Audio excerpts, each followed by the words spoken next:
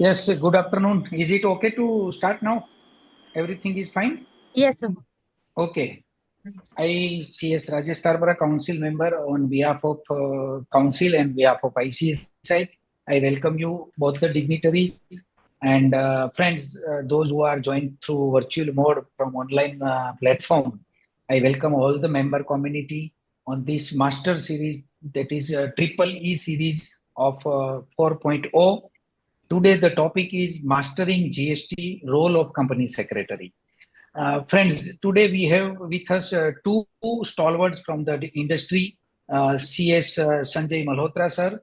Sir, I welcome you on behalf of ICSI, and CS Kumar Gaurav Divas, IRS from the government. So I welcome both of you. And before just we go into the details of the topic, just in nutshell, I will give the opening remarks. First of all, let me thank you to President and entire Council and the Secretariat and the staff involved in this mechanism for arranging this nice seminar and for enriching and brand building of the members and capacity building of the members. It is very good to have various topic on the other than Companies Act also. So today is mastering GST role of a company secretary. Friends, GST is very emerged as a policy changer, game changer, and booster to the economy, and many names has been received by GST Act itself. It is a very huge change, drastic change in the economy or in the world at large, because the India itself is very highly populated and highly impactful country as a whole, and bringing indirect taxation reform, it will be considered as a historical event for the country in July 2017. 1st July, that was the date of introduction of GST across the country.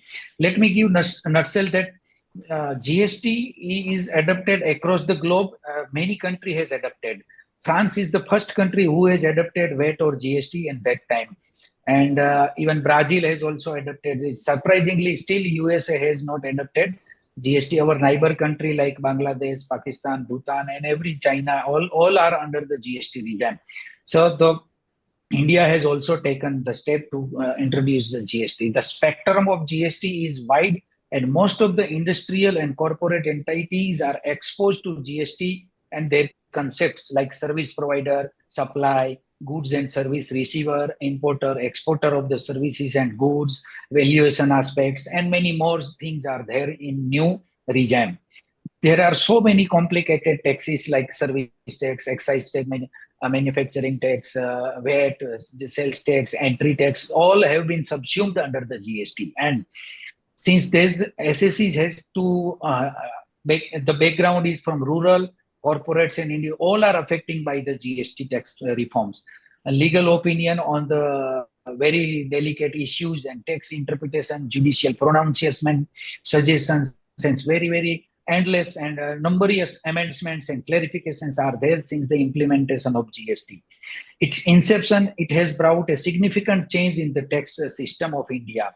And whether it is common man, whether it is corporate, or whether it is any individual, he has to pass through, he has to understand basic of the GST. And as a company secretary, yes, we should play a very vital role while deciding the implications and complications in the GST. GST comprises 2-3 aspects like compliance management, that includes return filing, periodic return filings, and then another part is litigation parts. Litigation parts includes appeal and valuation aspects and determinations, compounding effects, and also there are government has already announced about setting up of various tribunal at state level. So GST tribunal will play a very vital role while deciding the judicial problems and interpretation problem of the act, and professional has to play a very pivotal role in this mechanism. And to gain more understanding and mechanism of the GST and role of the company secretary, today's session is scheduled on the topic of mastering the GST and role of the company secretary. As I said in earlier remarks, that two speaker is with us, Mr. Kumar Gaurav Divas, IRS, Commissioner CGST, Jalandhar, and CS Sanjay Malhotra, Practicing Company Secretary. Both are very eminent in their field. Let me introduce one by one. Sir, welcome you, both of you, first of all. Thank you so much. The first speaker of today's session is Commissioner of CGST Jalandhar areas, the Kumar Gaurav Diwan. He is IRS 2005 batch and presently he is posted at CGST Department Jalandhar. Earlier he was serving the deputation with the Ministry of Health, Family Welfare and Deputy Director Administration. Postgraduate from Indian Institute of Medical Education and Research, Chandigarh. In his 19-year career, he has served in various capacity to the country. Assistant Commissioner, Central Excise, Gurgaon, Assistant Commissioner, Custom, Delhi, Deputy Commissioner, Central Excise and Service Tax, Joint Commissioner, GST, Central Excise Audit, Chandigarh, Additional Commissioner, Chandigarh, and Additional Commissioner under the Office of Chief Commissioner, Chandigarh. He has been honored with Yashasvi CA. Apart from company secretary, apart from IRS, he is also a chartered accountant. So give big round of applause to him. And it is a very good award. Yashasvi CA award has been awarded by ICAI in his exceptional contribution and outstanding achievement. He has been received a certificate of appreciation by Chief Commissioner of Custom Prevention in New Delhi for serving in outstanding duties. He has also received a certificate on Independence Day by Sri VP Singh Bandor, the Honorable Governor of Punjab and Administrator UT for their meritorious services. And the second speaker today, the session will be co-speaker is CS Sanjay Malhotra, sir. Sir, welcome you. He possesses qualification of CS, CFA, Cost and Management Accounting, MBA, MCOM Gold Medalist, and alumnus of ISB. His overall experience of 32 years in the core areas of indirect taxation, GST, excise, service tax, custom, VAT, foreign trade policy, and export-import policy and allied laws, and supply chain management. Presently, he is a practicing company secretary in the field of indirect taxes and supply chain management for the last 13 years. So he is a very good speaker in various association, tax committee of FICCI and other institutes. So I welcome you, both of the faculties, for these capacity building programs, and I'm proud to have both the delegates and both the eminent person as a speaker of today's seminar. Now I request one speaker, Gaurav sir, to please continue, please. Thank you so much, CS Rajesh. It's my privilege to be addressing the fellow professionals from the Institute of Company Secretaries of India. We have CS Sanjay Malhotra ji with us. So what I'll do is I'll just briefly touch upon various aspects where I think company secretaries can play a pivotal role as far as GST is concerned. And I'll leave the details for CS Sanjay Malhotra ji because he is more active as compared to me when it comes to addressing the professionals, and he can give a professional viewpoint. What I'll do is I'll try to address the participants of this webinar from the viewpoint of the government. Though I'm a professional like you all, but since I'm having the duties, performing the sovereign functions of Government of India, so what I'll do is I'll try to ensure that wherever company secretaries can play a role in the GST administration, that I'll try to touch upon. As we all know that this paradigm shift in the indirect taxation took place on 1st July 2017. As CS Rajesh ji has also said, prior to that we had multiplicity of indirect taxes both at the central level and as well as at the state level. We had central excise and service tax at the central level, VAT, purchase tax, octroi, entry tax, and entertainment tax, and various other taxations at the level of state government as well as the local government. What GST has done is that all these taxes have been subsumed in this goods and services tax, and it is being administered both by the center as well as the state. However, to prevent or to avoid duplicity, the taxpayers have been allocated either the central jurisdiction or the state jurisdiction. Wherever state is administrating a particular SSC, center is not entering into that domain, because the state performs the functions as regards collection of GST on behalf of the center also, and vice versa. From the point of view of the company secretaries, I think they have a good deal of role to play as far as indirect taxation in general is concerned, and GST in particular. Uh, in the Central Goods and Services Tax Act 2017, we have mention of company secretaries at a few places. I'm sure most of you would be aware about GST practitioner. The section 2 subsection 55 of the CGST Act, it defines what is a GST practitioner. It says goods and services tax practitioner means any person who has been approved under section 48 to act as such practitioner. And when we go into the eligibility criteria, then we will find that inter alia, the qualification of final pass qualification of the Institute of Company Secretaries of India is one of the criteria for being a GST practitioner. Why is it so? What I believe is that the GST administration, the GST taxation regime, when it came into force with effect from 1st July 2017, a great deal of change had taken place in the way that administration was to act. Prior to that, of course, we did have technology, but not as much as the GST administration has. Everything is technology driven in GST. There is nothing manual. The registration application has to be filed electronically, amendments, surrender, etc. has to be done electronically. Then the subsequent processes, the return filing, whether it's monthly, quarterly, or annual, the refund filing, almost everything which you can think of is to be done electronically. While it may be very easy and very much anticipated or expected or liked by organized sector, especially the big corporates.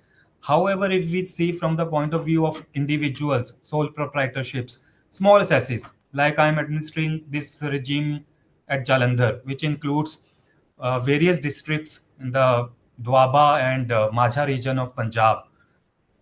The taxpayers the taxpayers who are proprietorships or the small SSs, they may not be well equipped with all these facilities which are required for uh, smooth undertaking of their businesses. So therein lies an opportunity for you and me, of course, when I take VRS, that we can help them and earn also, because that's one of the ways amongst various other professional practices which we do.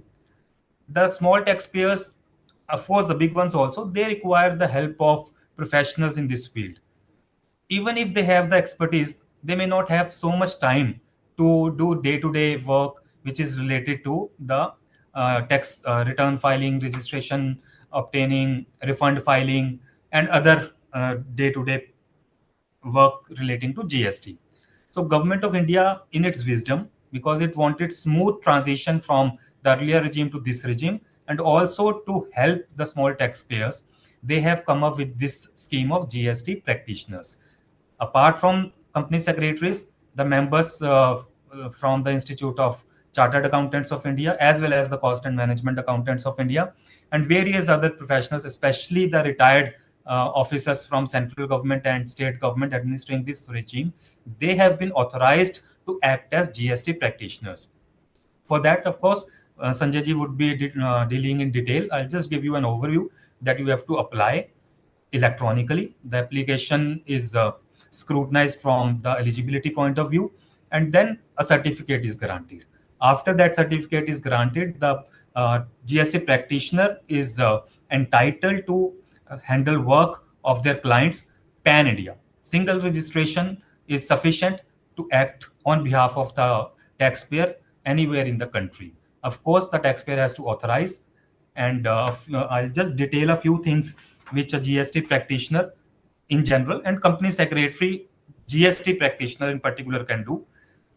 He can furnish the details of the outward supplies, furnish monthly, quarterly, annual, or final return, make deposit of credit into the electronic cash ledger, file application for refund, file application for amendment of cancellation of registration, furnish details for e-way bill, and few other such details.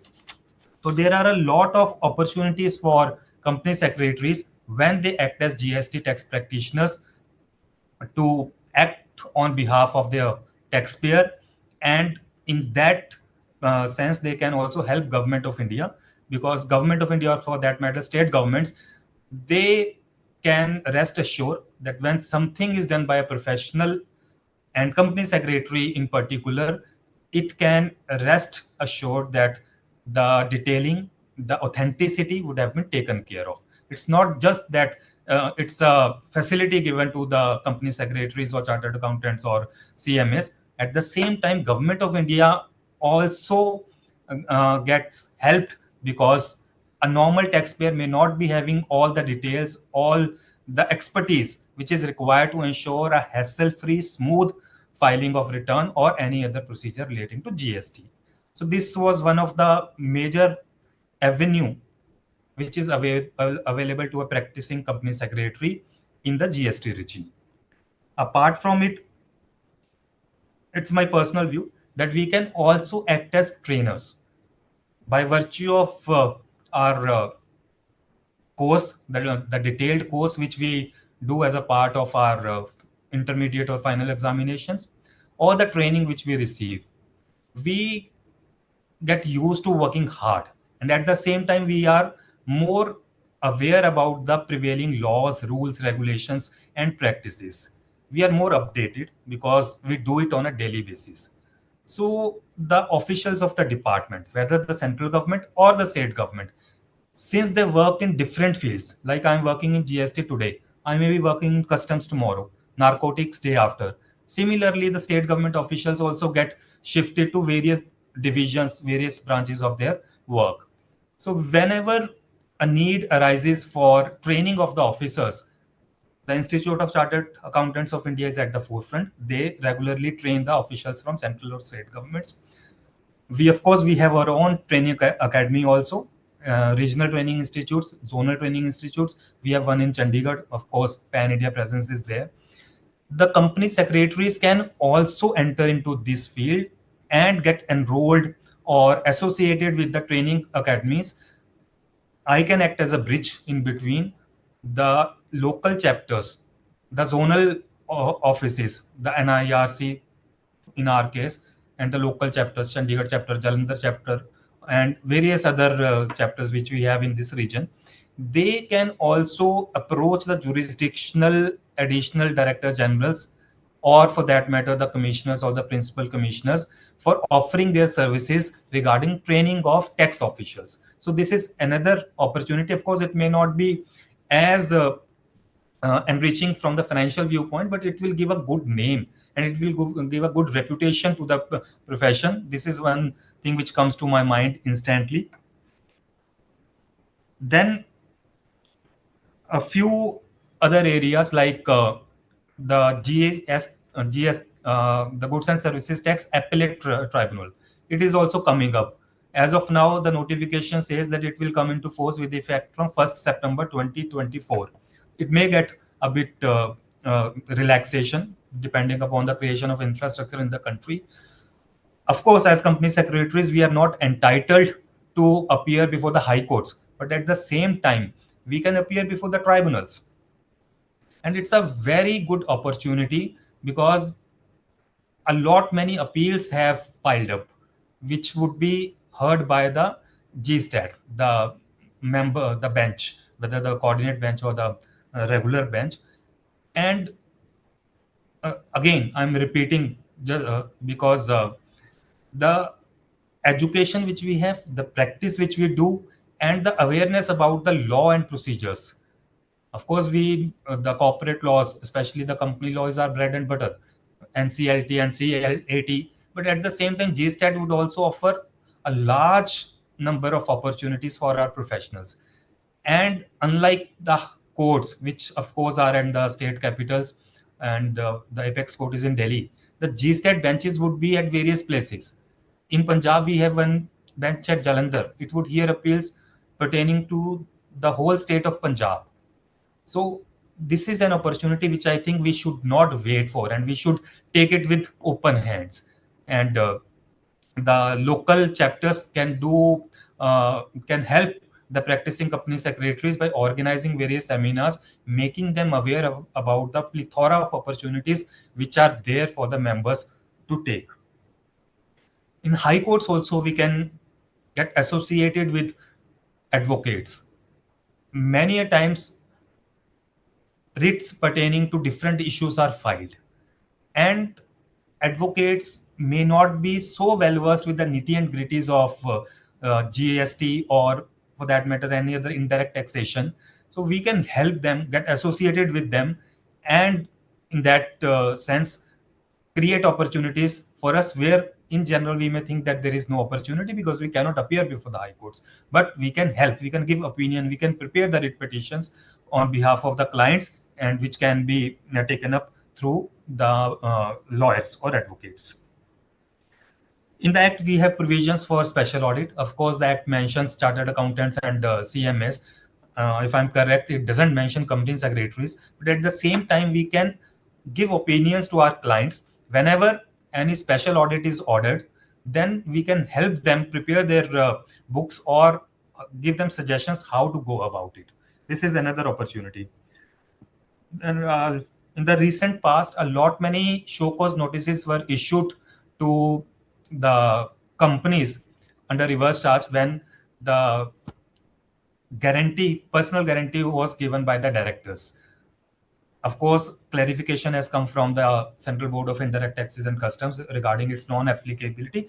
However, it is subject to certain conditions, and those conditions says that the directors would not be receiving any consideration for giving personal guarantees. And for that, we are examining various documents, including the forms which they fill, the Form 26AS, Form 16, and many other forms and details, wherein company secretaries, by virtue of being the best knowledgeable and best aware about the corporate laws and the company law, can pitch in.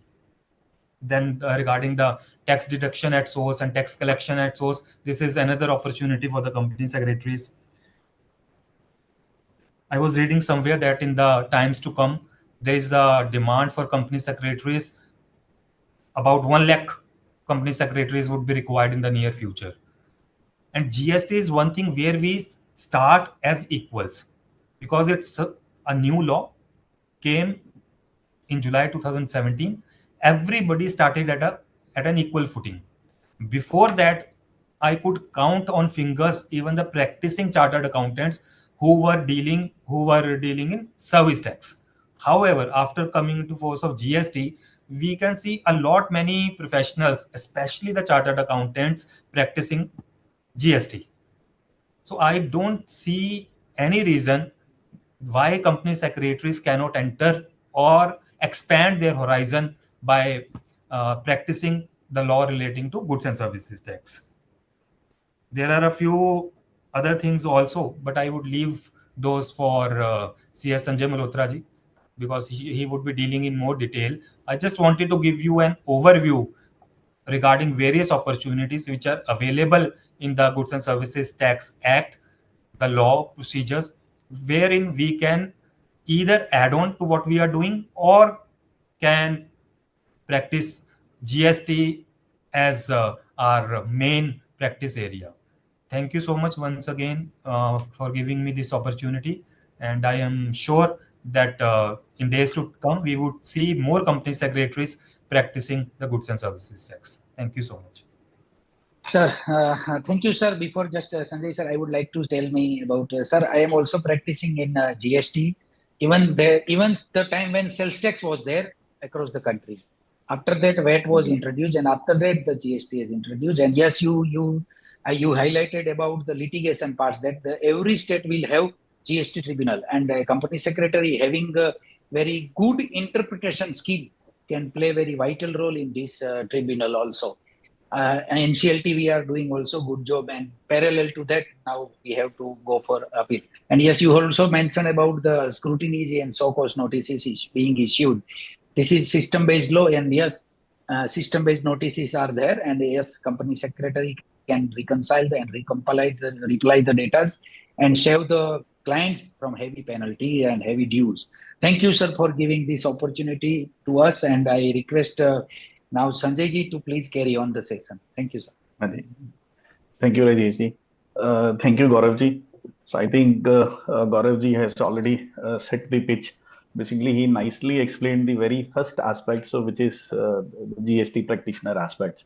So all of us are now aware of. Even means Rajesh ji also added that he's also looking as far as the GST things are concerned. Because if you see, so Gaurav ji rightly said, because close to 1.46 crores SSCs are there.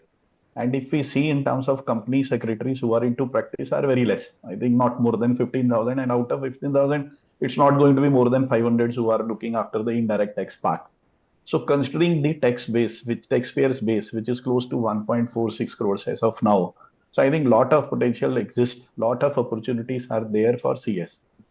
So I will basically share with you the various opportunities which are available with you. But if you see, so important aspect with Gaurav ji has shared is that all of us are at par as of now. So nobody can say that we are having means experience which is worth 30 years or 40 years. So it is like GST is basically almost 7 years old. And if you still means even professionals, even government officers, if you see, even the Ministry of Finance officials, all are basically at learning stage. So this is the first time in GST, if you see, so various council meetings have taken place. And it's going to be participation of both means state tax officers as well as central tax officers. So they are contributing equally to resolving means whatever grievances are there for taxpayers.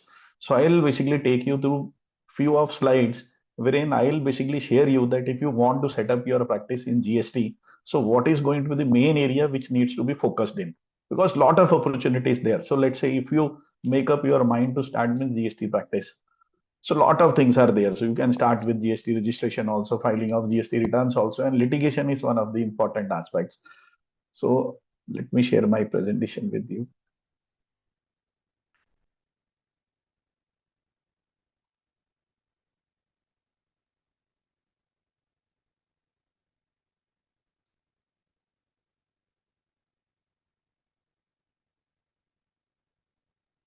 Rajesh ji, feasible है ना presentation? Yes, sir, you can continue, and it is Right. okay. Right, Very sir. well. So, Well. so friends, if you see lot of professional opportunities exist, so it's not going to be a technical session. So I'll basically throw light on some important aspects. So various areas are there, and each of particular area. So I'll tell you, let's say if you want to start your own practice, what is going to the major area of focus? So wherein means you have to focus on. So it is going to be like basically earning and learning both things for you. So it's a continuous learning process because because if you go through means a particular law which is laid down in as on date in GST Act, so tomorrow it is going to change. So you never know means session which we are taking right now, whatever I am going to apprise you, maybe by the end of the day, so you'll have another notification coming in. So let's say if you see, so various opportunities exist. So Gauravji rightly said, means he nicely briefly apprised what is going to be the role of GST practitioners. First of all, GST practitioners, if you see, it's even a simple graduate who can also opt for means GST practitioner. You have to fill in a form at gst.gov.in, which is a government portal. File your application over there. Even if you are a CS professional, still means you can make application for GST practitioners. And the moment means you get GST practitioner certificate, you can share your means GST practitioner registration number with your clients. And what they are going to do is they are going to place in your GST practitioner number in their GST portal. So that means you are authorized to file their returns, means whatever relevant forms are there. So if you see, various areas are there. So I'll touch upon means some important areas. So I'll cover all the areas, but I'll basically apprise you. So if you are taking up a particular project, because if you see as on date, officer touch upon three aspects. So one is input tax credit, second is basically the litigation part, and third is basically the export refund. So if you see, important is the supply, then input tax credit, then basically valuation part. So three things are very important. So let's say at the end of the day, if officer has to raise show cause notice, it is going to be the supply part, whether the transaction amounts to supply or not, what is going to be the rate of GST which is going to be levied on a particular transaction. So supply is very important. So we should understand whatever transactions we are entering into, whether that amount to supply or not. So I'll share a few examples with you. So let's say, so if you are starting your own practice, so your first point is going to be just go through the registration of a particular person. So ensure whatever registrations are applicable to him, whether he has taken correct registration, whether he has taken registration for all places of business wherein he is undertaking business. So first is the registration part, then comes on input tax credit. Because if you see, so in a particular industry, even you get compliance audit, and compliance audit only for means verification of whether a particular assessee has availed 100% correct ITC or not. So in some cases, if you give target to a purchase man to cut down price by 10% or 12%, he may not be able to cut down price by 10% to 12%. But if you do compliance audit, and if you come across, if you have your checklist in place, and if you come across any transaction wherein ITC is eligible, available as per GST Act, but a particular taxpayer has not availed. Because if you see GST, various rates are there. 5% is the GST rate, 12%, 18%, 28%, and plus compensations as extra. If a particular assessee has missed even a single invoice wherein the ITC involvement maybe means rupee 1 or maybe 1 lakh or 1 crore.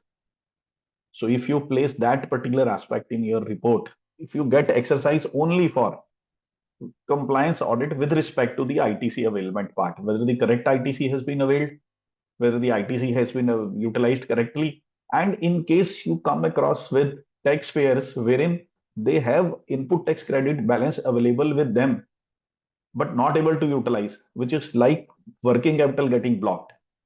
So how to release that working capital is going to be your forte. Because as a CS professional, you can take up any aspect. It may be supply audit under GST, it may be valuation, it may be returns audit, it may be input tax credit. But important aspect as of now, if you see, if you master even a particular subject, even a particular topic, which is input tax credit, I think means you can take up means compliance exercise for means input tax credit for many taxpayers. And it's going to be the compliance at the end of the day. Then comes basically the e-invoicing part, means I'll touch upon means very few aspects under it. Then the GST return filings, then time and place of supply. So Gaurav ji rightly said, and Rajesh Gupta ji also said, Rajesh ji also said. So important is basically the interpretation. So if you read a particular line or a particular phrase 5-6 times, so believe me, interpretation is going to be different every time means you read. So a particular phrase or a particular definition, if you read 5 times, it is going to be 5 different definitions coming from your end. Read it from a layman perspective, and then basically notice even a single phrase has some sort of importance.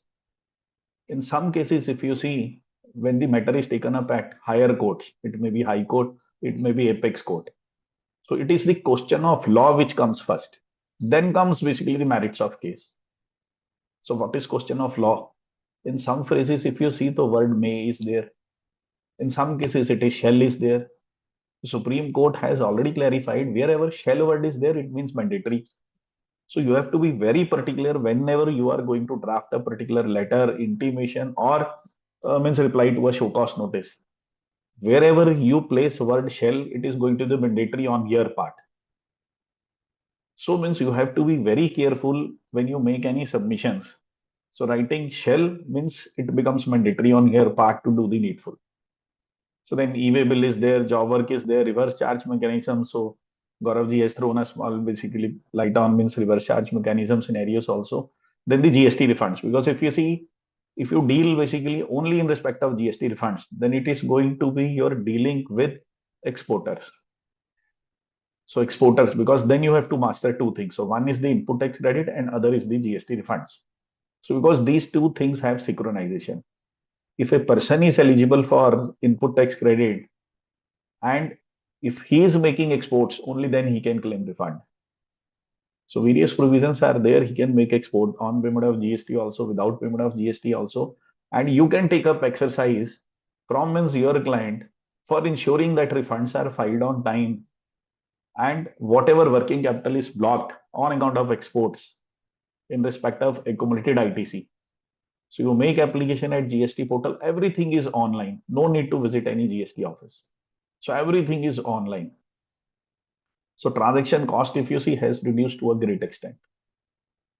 So I'll apprise you means about each topic, but if you see various opportunities are there starting from registration, then input tax credit, then filing of returns, filing of refunds, and basically the litigation part. So recently, if you see lot of show cause notices have been issued to taxpayers for the period pertaining to 17-18, 18-19, 19-20 financial year. Audits are also underway. Audit objections are coming across. And as a CS professional, you have mastered as far as drafting skills are concerned. So when you are making representation in NCLT, higher courts, you can make representation with the office of commissioner also, additional commissioner also, tribunal also. Gaurav rightly said. So no need for having qualification above them means what basically the lawyer possess in terms of means they possess basically the law degree. So law degree, if you have, you can practice in High Court and Supreme Court. So if you are a CS professional, so you can take up litigation matters in departmental offices also at the level of maybe superintendent, assistant commissioner, joint or additional commissioner, and then in the tribunal also. So don't target as far as high courts are concerned, because let's say if you make your representation in such a manner, even at the office of commissioner appeal or means tribunal, no need to place application then in higher courts. So if you see, so lot of opportunities are there. So first one is basically understanding the GST laws. So because if you see CGST Act is there, SGST Act is there, and IGST Act is there.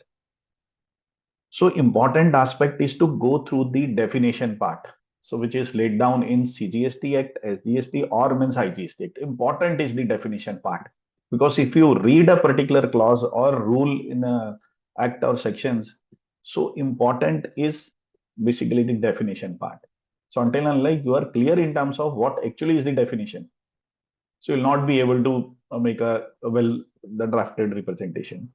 So knowledge sharing, so Gauravji rightly said, because I think one of the good opportunity which means Gaurav Dhawanji has given all of you is that you can master means in any topic in GST, and you can even basically drop down to means his office in Jalandhar and ask for having a training session for state GST officers or center GST officers. I think this is basically an open, I think, invitation from him to all of you. So if you are mastering any particular topic in GST, or if you have expertise in any aspects, because if you see, so in some scenarios when I'll come into my the slides part, so you'll come across with that even if the GST is going to be applicable on means corporate guarantees or means guarantees given by directors. So director, what actually director means? So definition has been taken out from Companies Act. So not basically from any other act, it's basically from the Companies Act. So then if you see impact analysis, so do impact analysis. So it is not only the chartered accountant or cost accountants who have to do means who have to undertake impact analysis. So you do cost benefit analysis. So because if you see, if you are reading a particular law, maybe means let's say if you are told by a particular taxpayer to share your advice in terms of GST. So if you see, so advice which you are going to render in GST may have impact on foreign trade policy also. So it's not basically mastering GST for CS professionals. So in some of my slides, I'll show you that you can master even in the foreign trade policy aspects. Because foreign trade policy is an area wherein CS has been assigned role in various aspects. But I have seen less than 0.1% of the total means practicing company secretaries. So looking after means foreign trade policy matters. So lot of because if you see opportunities are there in GST as well in the foreign trade policy also. So in foreign trade policy, if you see the certifications are there, which is to be given by company secretaries also at the time of making application for any license. It may be means import license, it may be export license, it may be closing means import export license. So various certifications are there which have to be given by CAs, ICAAs and CS. So you have basically far means major role in foreign trade policy also. Then tax invoice. So if you go through the definition of tax invoice, you will exactly come to know what is the difference between bill and tax invoice. And tax invoice is to be raised when, at what point of time. So that needs to be very, very clear in your mind that if a person has to raise tax invoice, various scenarios are there. It may be sale of goods on approval basis. It may be sending material on job work. It is going to be a case of supply also. It is going to be a case of supply free of cost basis, like samples if you have to deliver to your customers. So means tax invoice, then payment of tax, whether means ITC to be utilized or cash payment to be made, how to set off taxes, which tax is going to be set off against what. So CGST, SGST, IGST is there. So whether we can cross set, offset CGST against SGST or SGST against CGST, no. So means utilization means one should be aware of the time and value of supply. What is going to be the time at which supply has taken place? Because only then, if you are aware in terms of what is going to be the time of supply, then at that point of time means invoice is to be raised. So input tax credit is one of the important aspect which adds value to the organization. And if you get basically exercise for conducting compliance in respect to the input tax part. So one is the supply part. So I'll tell you means what basically you need to look at. So don't try to look at means during compliance review what your taxpayer wants you to look at. Look at from basically a detective angle. That these are the transactions. You should have your own checklist. Checklist is one of the important aspect. You should have your own checklist when you start any kind of a compliance audit. So checklist is important task. So then job work, e-commerce, so lot of means opportunities are there. So IGST Act, refunds, review of export import policies in GST, tax refuse compliance audit. You can also take up means audit.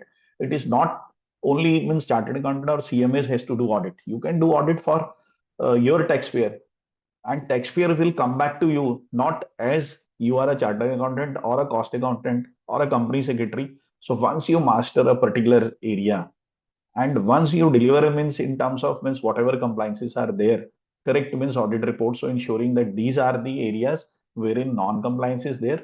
So these action points needs to be taken to improve upon. And this is your recommendation. And make sure one important aspect, so which Gauravji also highlighted, it is not a manual intervention or manual means preparation of registers as of now. So everything is digitalized. So everything is available at GST portal. So when you are basically doing compliance audits, so recommend your taxpayers, recommend your clients to make system-driven process rather than human-driven process. Employees can come, employees can go, but if you have basically systems in place, so I think a company will go forever. So compliances are going to be there. So it should be system-based compliance rather than human-based compliance. If it is going to be the system-based compliance, when any employee, whether he may come, he may go. When the systems are there, it is not going to be violated. But you have to update your systems in synchronization with what is stated in the laws. So advisory services, you can render advisory services also. Appellate authorities, tribunal is there. So GST, GST, which was basically planned to go live from 1st September, I think delay is going to be there. So it may start, it may defer by another 3 months or so. So if you see various areas are there. So I'll touch upon few aspects in each area. So let's say if you have been given task of doing compliance review by a particular taxpayer in all basically the segments under means GST, it may be supply part, it may be registration part. So what as a tax auditor, what as a GST professional? So suppose if you have taken GST practitioner certificate, so what is going to be your role now? One is filing of returns, which is basically a clerical aspect. And if you see, if you take up, if you set up means your own means Suvidha center kind of a thing. So GST, it may be GST Suvidha center. If you file returns, if you take assignment of filing return from one taxpayer, return is going to be on a monthly basis. It can be on a quarterly basis also. If it is going to be on a monthly basis, the two returns are going to be there. So One is GSTR 3B, which is a monthly return, and other is detail of outward supplies. So wherein the role of GST practitioner also comes in. So if you charge even means 5,000 rupees from a single taxpayer. So let's say if he's a medium taxpayer. So having means turnover which is on a yearly basis more than 5 crore rupees. Then also if you see, so if you have client which is close to 10, it's going to be 50,000 minimum earnings for you on a monthly basis. So which is a fixed basically for filing returns. So if you master means even the aspect of filing returns, nothing else. So let's say various important aspects are there.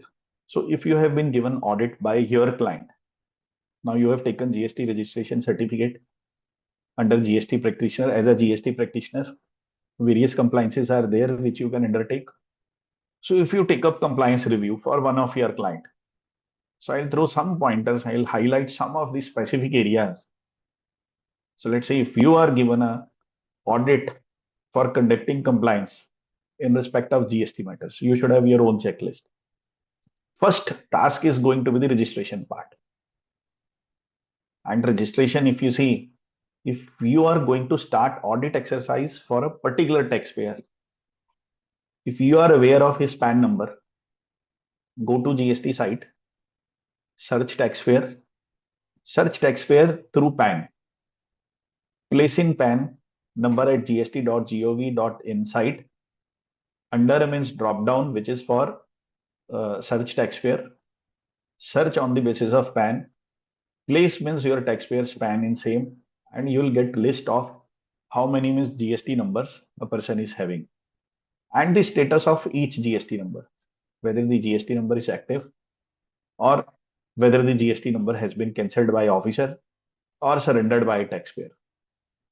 So now, if you are aware of in terms of your checklist that if I am going to audit a particular taxpayer, Mr. A, for example, and Mr. A, after means logging into GST portal, if you come across with that Mr. A is holding 10 GST numbers across means 10 different locations, all are active, then note down in your checklist the place of business of Mr. A across all locations. Whether 10 GST numbers in 10 different states, your client Mr. A is having either branches or factories or manufacturing premises or warehouses at all those locations. There may be a scenario also where place of business is at one particular place, but taxpayer has not taken GST registration. Then you need to advise him that you take GST registration. And if it assessee has taken GST registration, for example, in Delhi, but no business for past 6 months, then why to basically have unnecessarily compliance of filing returns at GST portal? Because when GST was rolled out way back in July 2017, so it was basically concept of one nation, one tax, one market. So in case of service providers, like if you are going to be a CS professional, it is going to be one GST number for you undertaking service across nation. So similarly, if someone wants to start trading business, advise him to take one GST number and he can engage into trading business across nation from one place. Registration, various registrations are there. What is going to be the threshold limit? If it is going to be sale within state only, the threshold is going to be 40 lakhs. If it is going to be case of interstate sale, then starting from rupee 1 person has to take GST registration. If it is going to be service provider, they can also opt for composition scheme. What is composition scheme? Who can opt for composition scheme? If a person is having turnover which is for sale of goods which is within the state, less than means 1.50 crores, he can opt for composition scheme. What is going to be there in composition scheme? He cannot charge in his tax, in his invoice, any GST in case a person is into composition scheme. If his turnover is for sale of goods within the state up to 1.50 crores, he can raise invoice, he can raise bill of supply, not charging GST therein, because any person who is under composition scheme, he has to pay tax on whatever means receipts he has during a year. But receipt should not be more than from sale of goods within the state should not be more than 1.50 crores. So when you audit, so it's not going to be a technical session. So I'll be apprising you. So let's say if you are going to be you are going to audit or you are going to do compliance review for a particular taxpayer, so start from registration. What actually is the registration applicable to him? So various registrations are there. It may be casual taxable person also, it may be non-resident taxable person also. So various means aspects are there. It may be composition scheme also. Person may be into TDS deduction also. Person may be collecting means TCS also. So if you make sale through e-commerce operators, Flipkart, Amazon, so they are going to deduct means TCS from the payments they are going to make to you. So if you are going to make a sale, let's say for rupees 100 from means Amazon platform. So when Amazon is realizing 100 rupees, he is going to make deduction of 1% as a TCS amount and pass on 99 to you. For 1% TCS, he is going to give you TCS certificate. So various aspects are there. What exactly is the registration form which needs to be filled in by a taxpayer? So you should be aware of, and you should advise them that go for means composition scheme or go for regular scheme. Similarly, time of supply. So registration is through. So when you do the checklist means when you have checklist in place for doing means validation in respect of whether a person has taken registration at all place of businesses, whether the registration is required at that particular place or not. So then comes in the registration aspect is over. Then means a person has started his venture. What is going to be the time of supply? If a person is engaged into supply of goods, what is the time of issue of invoice when the goods are moving from his factory? Or before means goods are leaving his factory, or he has to make supply of goods at a particular store and then means he has certain time frame to raise invoice. What is going to be the time of supply? So rules are there in act, rules are there, provisions are there in rules also and in acts also. What is going to be the time of supply for goods, supply of goods? What is going to be the time of supply for services? Because services, it is very clear that you have to raise invoice within 30 days from the date you rendered service. And in case of supply of goods, it is going to be before or at the time of removal of goods. So before or at the time of removal of goods, invoice should be there and it should accompany vehicle. So important is basically the time of supply also, because let's say if your rent agreement says that you have to make payment on a monthly basis, payment of rent on a monthly basis. So agreement says that payment of rent is to be made on a monthly basis, but your client is raising invoice for rent after every 6 months because he get rent for 6 months, cumulated rent for 6 months in one go. But when as a tax officer, as a tax professional, you are going to do compliance, you have to go through each and every clause of agreement. Now the roles of CS comes in that you know means how to draft a particular agreement. So if the agreement is not drafted properly, it is going to have tax repercussions. So you have to be very particular in case of freezing a particular agreement. For example, liquidated damages clause need to be there. And if it is built into a particular agreement, suppose if I have entered into contract which is worth rupees 1 lakh for means construction of building with a liquidated damages clause, that if any kind of a damage happens during construction to my site, or if you delay the work and if I stand to lose, so this is particular specific percentage of contract value or a fixed amount which I am going to recover from you. If this particular clause is built in your agreements, then if a stage comes in that you have to charge liquidated damages, then it is not going to be considered as a supply. But if this particular clause is not there in the agreement and you charge liquidated damages from a service provider, then you have to charge GST also on same. So various scenarios are there. So if you go through various circulars and laws, you will come across that what actually is supply and what actually is not supply. So important is supply, because if you see, so we have a layman kind of a mindset that whatever is moving out from premises, it amounts to supply. For example, if somebody is into manufacture of garments, so or somebody is running garment shop, So if they are supplying garments, so it's like, means we know that if they are selling a particular item, it is considered as supply. But if you see in GST, certain transactions are there, even if you don't receive consideration. If you don't receive consideration for supply of goods or for supply of service, then also transaction amounts to supply. For example, if you are a chartered accountant filing return of your wife, so related party is there, so concept of related party is there, and the definition of related party as per GST is altogether different. Definition of related party as per Companies Act is different, and as per income tax is different. So GST Act is very particular. It says when you make supply of goods or services, when you make, let's say, small example, when you make supply of services to related persons and don't charge any consideration for same, it is still considered as supply, because schedule is there under GST Act in supply, that the scenarios wherein considerations are not received, those transactions also amounts to supply, but these transactions have been listed down. So one of the same is transactions between related persons, related or distinct persons. So if a chartered accountant is filing return for his wife without charging anything, then also he has to pay GST on same. So whatever is going to be notional value, he has to raise invoice for same. He may or may not receive consideration, but he has to raise invoice, charge GST therein. So when you take aspect of compliance for supply, so make sure whether a particular transaction amounts to supply or not.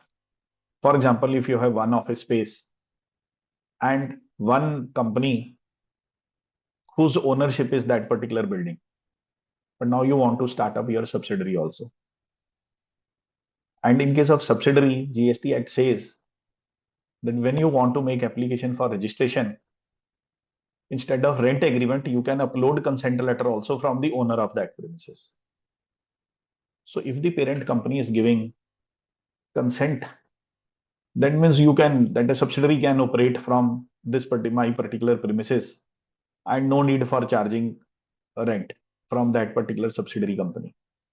Then also, if you see, even if you don't charge rent, so when you are going to do compliance review, so these transactions are not going to be part of balance sheet, but you have to work out any transaction which is between related party. For example, I have rented out, I have basically given consent to my subsidiary company to take registration and operate business from my premises. Then make sure whatever is the notional value of rent, raise invoice, levy GST on same, pay to government. Even if you don't want to charge consideration from related party, don't charge. So these are going to be the various areas, aspects, because if you see when tax officers does compliance review, so they look at it what they want to look at, not basically what noticee or a particular taxpayer wants them to look at. So if you are going to do compliance and you are going to go through a particular taxpayer's returns, then whatever data they have entered into returns, it is going to be a clerical job of basically reconciling whether the correct data has been posted into returns or not. But your role as a professional in terms of GST is going to be much beyond than what is stated in the returns. So your first aspect is going to be that these are basically the transactions which amounts to supply and to be reported in return. So make a list of your own, make a checklist of your own. So understand basically the business scenarios and the business model of your client first, devise checklist according to same, work out what are various transactions which amounts to supply, wherein consideration is received, wherein consideration is not there. Have a physical round of manufacturing premises. You may come across within a particular premises, 4 different companies are there, but the ownership is belonging to one company. Rest 3 companies are using common infrastructure. Maybe one company is having power plant within the factory premises, and he may be supplying power to other 3 units. Common infrastructure is there. So which only means when you have physical visit in their manufacturing premises, you will come across with. Then you can list down your points. This is the point. These are the points which you have observed during the physical inspection or physical verification or during physical visit in the manufacturer premises, in your client premises. And these are the points which you have noted. So draft your checklist according to same, and then prepare whether what are going to be the transactions which amounts to supply. So when I do compliance review, so I devise checklist my own. So what are basically the transactions which amounts to supply, and then take up their returns to validate that whatever transactions as per me amounts to supply, whether those transactions are part of their returns or not. So if your starting point is going to be the auditing of returns, so then it is going to be like whatever means taxpayer has shown, you are going to only, it's going to be the clerical aspect. So you are going to validate only those things. But as a tax professionals, you have to be means above, basically you have to have a mindset which is like basically the tax officer's mindset. So when we train officers, so I normally take one session for NASEN also, which is National Academy, and Gauravji is also there. So when we take session for officers, so we tell them, we tell officers, look at what you want to look at and don't try to look at what taxpayer wants you to look at. Or else at the end of the day, it is going to be a useless exercise. So if you see as on date also, various means companies are there. It may be a small taxpayer having started his business with a turnover of rupee 1. It may be basically a taxpayer having means 1 lakh crore of a turnover on a yearly basis.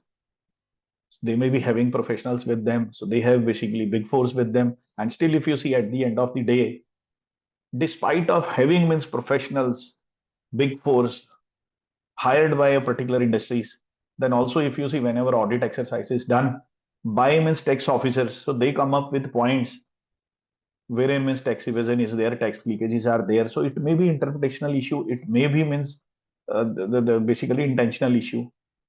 But if you go through the education level of taxpayers, tax officers, you will not find that those basically tax officers are having background which is basically either legal or commercial. They are even basically, if you see, so some of them are holding PhD degree in various languages. They don't know means what actually accounts means, but their job is to undergo physical visit in a manufacturing premises. They have their checklist and they look at what they want to look at. So we tell them that these are basically the pointers. Go through their balance sheet and then basically have a look at remuneration column. So what kind of a remuneration is given to independent directors? And in case of independent directors, whatever remuneration has been given to them, whether the tax has been paid under reverse charge mechanism or not. What are the transactions between related parties? Validate those transactions, extract those transactions from balance sheet, and then basically assess whether those transactions which is within the related parties, whether the invoices has been done, whether the tax levy has been paid. So then officers basically, if you see, they have their own checklist. So it's like a pre-survey, pre-test, pre-audit conducted by them when they visit to your factory. And we have seen even basically the multinationals get show cause notice at the end of the day. So various cases are there, and compliance is basically the main forte as of now. If compliance is missing, so then at the end of the day, your market cap is going to take a big hit. So we have seen in the case of JM Financials, IIFL, so various companies are there. So Zomato, if you see if compliance is not there, and in today's scenarios, make sure that it is going to be a system-driven compliance. Various APIs are available as on date. You enter PAN, you get basically validation of PAN done. You get validation of this GST number done because it is linked to PAN. You get validation of MSME done. MCA portal is, they have released basically APIs to taxpayers. They can extract straight away financial information from means ROC, means MCA portal directly. So various aspects are there. So then comes basically the valuation part. So valuation may make sure whatever value a person is charging, whether the same is in synchronization with whatever rules are laid down. So in some cases, I may enter into agreement with you that I am going to sell this particular product at 100 rupees, provided you do means whatever selling expenses are there. Selling expenses, let's take example, if selling expenses is going to be 20 rupees. So you tell me, G means I am not going to incur any selling expense. So you built in selling expense into your cost. Then I am going to charge 120 rupees from you. If My sale price of a product is 100 and 20 rupees is going to be the selling expenses. So then valuation for the purpose of GST levy is going to be 120. But if you tell me that means I should charge means 100 rupees only and you are going to incur whatever selling expenses are there. So which is 20 rupees. Then also I have to charge GST on 120. My sale price on my sale invoice is going to be 100. But when it comes to levy of GST, then it is 100 plus 20 expenses, which I should have incurred, but you are incurring on my behalf. This is what valuation rule says. Any expense which is to incurred by supplier of goods, but has been incurred by recipient of goods. So my sale is going to be 100, but for the purpose of GST levy, it is going to be 100 plus 20, 120. So then comes in filing of returns. So various returns are there. So GSTR1, which is detailed for outward supplies, then monthly return 3V. So matching of 1 versus 3V. Then annual return is there, which is GSTR9. Then reconciliation statement is there, which is GSTR9C. So 9 is applicable to whom, 9C is applicable to whom. So various basically scenarios are there. If a person has paid tax after due date, interest is going to be there then. So interest liability one cannot avoid if the tax payment has been done post due date. Penal actions are also going to be there. And if you go through section 122 in GST, so it lays down various means offenses and the penalties for the same. So make sure you should be aware of what kind of offenses are there in GST. So tell your clients that these are the offenses. Don't make only the supply of invoice without supply of goods, or don't supply goods without means invoice. So make sure if you are going to supply goods, then invoice is going to be there. Pay tax on time, file returns on time. If supplier supplies goods, issues invoice, but fails to file return, fails to pay tax, then it is going to be the recipient at the end of the day who is going to be the sufferer if recipient pays to supplier whatever tax amount is there.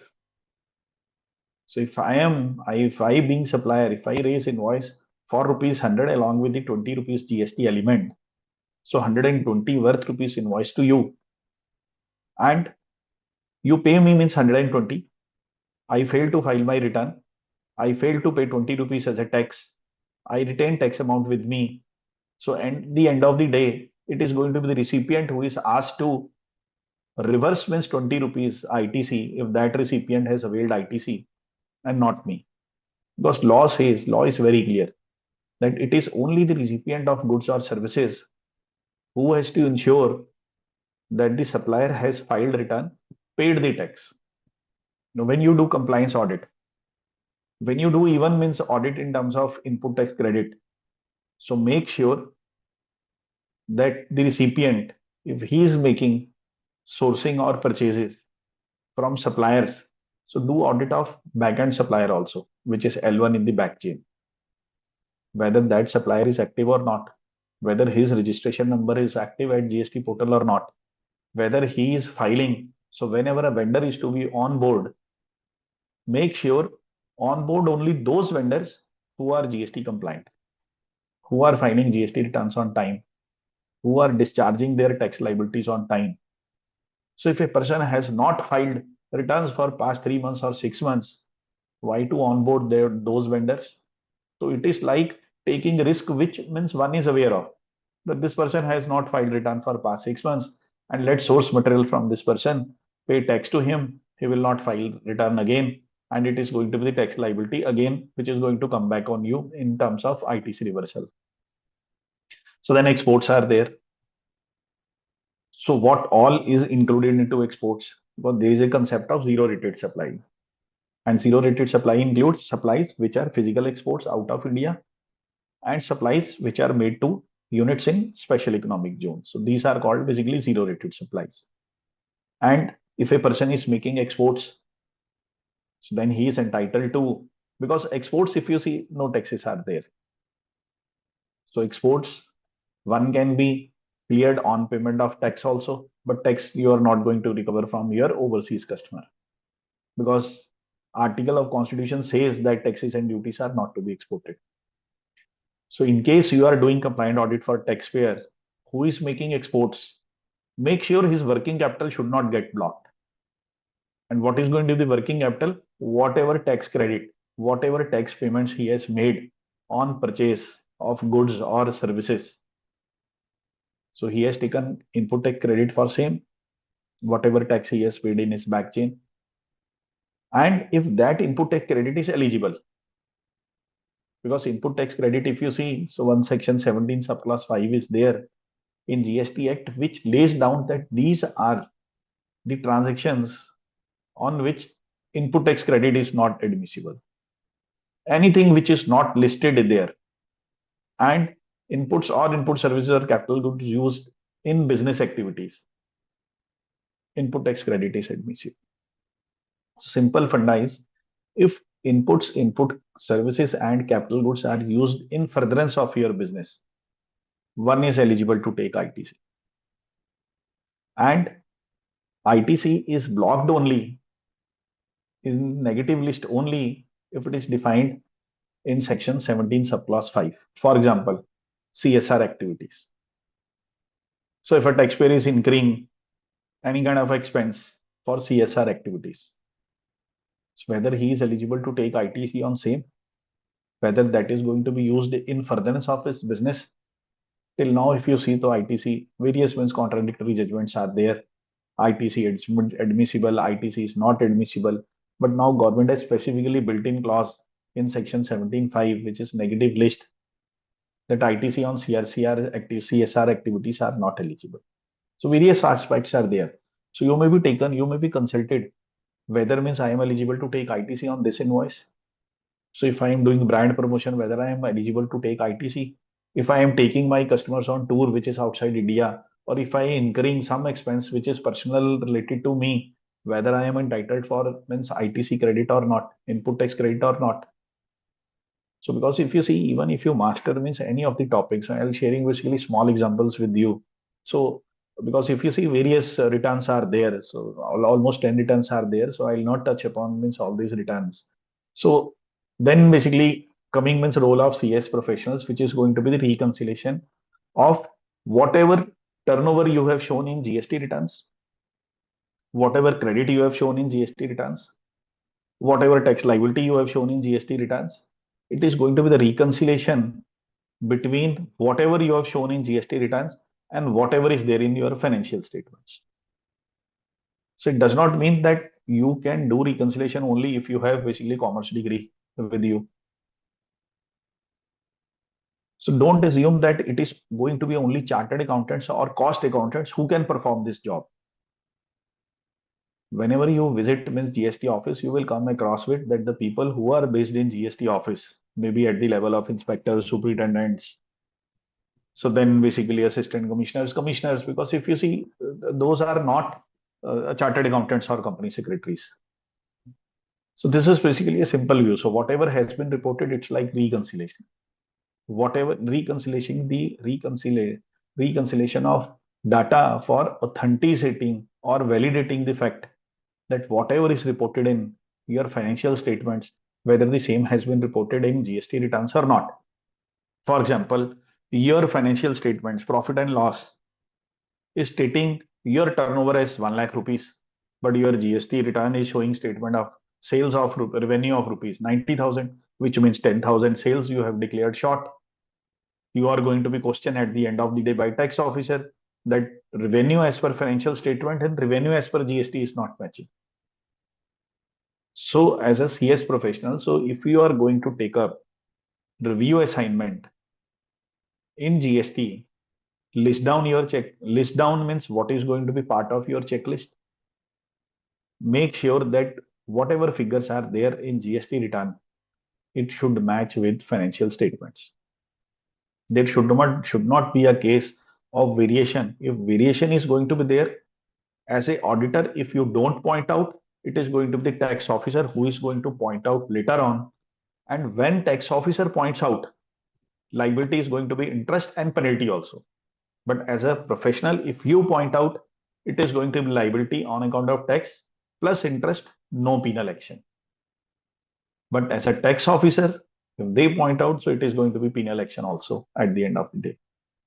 So then if you see, so export import promotion schemes are also there, which is under foreign trade policy. So if you are aware of, for example, advance authorization scheme is there, which is for import of inputs if a person is making exports outside India.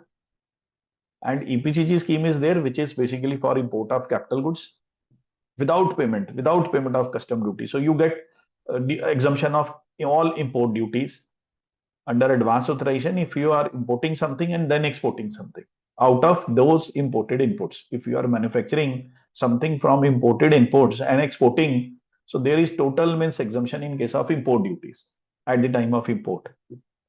EPCG is for capital goods. So if somebody is importing machinery for the manufacture of goods, finished goods, which are going to be finally exported, so then imports, no custom duties are there. You can basically master in foreign trade policy also. And if you see, when one has to make application for taking EPCG authorization, so there is a basically certification in form ANF 5A for means import of machinery. And when the export obligation is completed, so again certification is going to be there that a particular taxpayer has undertaken all exports, and we have verified same. This certification can be done by company secretaries also. It is there in DGFT Foreign Trade Policy Act. So Foreign Trade Policy Act and Foreign Trade Procedures clearly state that all the professionals, it may be means chartered accountant, it may be CMA, it may be company secretaries, all three professionals can certify the application for obtaining license, application for closure or redemption of a particular scheme. So various schemes are there. So then export schemes are there, whether a person who is entitled to various incentives on exports. So make your checklist that if you are reviewing a particular taxpayer, these are basically the export incentives which are applicable to a particular taxpayer, whether he has availed all the incentives which is applicable to him or not. So then AEO certification is there, which is authorized economic operator. Whether he has taken those licenses, because if he has taken and if he is under tier 1 category, he can move to tier 2, tier 3. Various basically provisions are there. So tier 1 is simple, anybody can get. Tier 2 is you need to have some security checks, safety checks, IT checks, CCTV cameras in your premises. Then tier 3 is there. So additional means checks which is built in, which additional compliances one taxpayer has to make. If you are aware of, you can always basically advise at the time of audit. It is not the GST audit, it is basically also the foreign trade policy audit. So if you are aware of both basically laws, then means your compliance task is going to become easy, because at the end of the day, whatever cost, whatever professional charges you charge from your client, it is going to be multiple times returns which you are going to give him in terms of value addition. So maybe a particular taxpayer is not aware of that he is eligible to 7% of export incentive or 5% of export incentives on his exports. But if you tell him, he'll start ensuring whatever documents he is going to submit with customs for export, he is going to mention a particular scheme code against which he is liable to take incentives. So it's going to be a value addition, because when you do compliance, you also have edge at the end of the day, that I have taken basically professional charges of, for example, say 1 lakh rupees from a client, but in turn, I have given him value additions, which is worth crores. So which may be multiple lakhs, which may be worth crores. And this particular taxpayer is going to get you business for other clients also.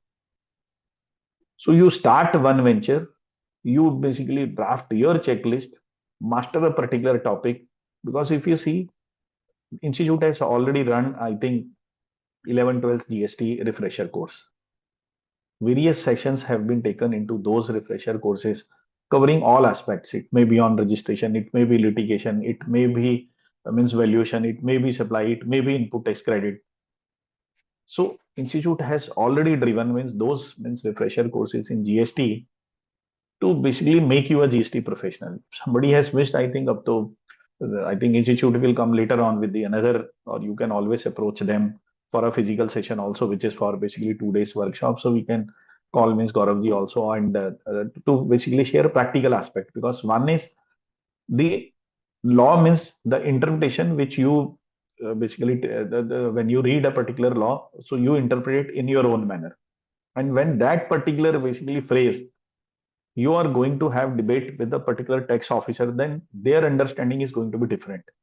Because what happens? Law is drafted.